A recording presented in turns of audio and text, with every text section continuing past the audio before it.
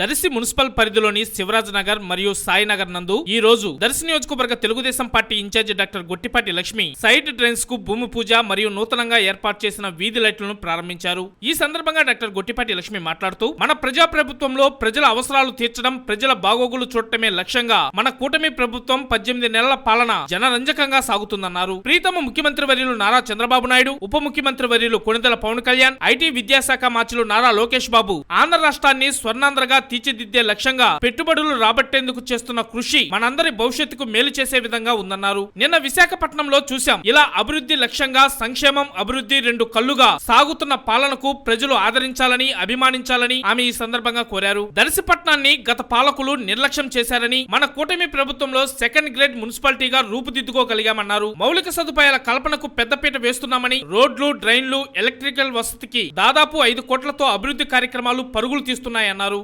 అంతేకాక mini stadium, RTC bus stand అభివృద్ధి, degree college నిర్మాణం, కోల్డ్ స్టోరేజ్ నిర్మాణం, టీటీడీ కళ్యాణ మండపం నిర్మాణం, ఇలా దర్శిపట్నాన్ని సుందరంగా తీర్చిదిద్దే లక్ష్యంగా మనం నిరంతరం పనిచేస్తున్నామన్నారు. మనది పనిచేసే ప్రభుత్వం. గత 5 ఏళ్ల వైసీపీ ప్రభుత్వంలో అరాచకం, విధ్వంసం తప్ప కులమతాల మధ్య చిచ్చు పెట్టి అభివృద్ధి లేకుండా వినాశనం చేశారన్నారు. తిరిగి మన కూటమి ప్రభుత్వంలో అభివృద్ధి ఎజెండాగా ముందుకు వెళ్తున్నామని, త్వరలో అన్నా క్యాంటీన్ కూడా దర్శిపట్నంలో ప్రారంభించబోతున్నామని తెలియజేశారు. మన కూటమి అధినాయకులు చంద్రబాబు, పవన్ కళ్యాణ్, లోకేష్ పడుతున్న కష్టాన్ని స్ఫూర్తిగా తీసుకొని దర్శి ప్రాంతాన్ని అభివృద్ధి ప్రాంతంగా మార్చే లక్ష్యంగా నేను ప్రజలకు సేవకురాలిగా పనిచేస్తున్నానన్నారు.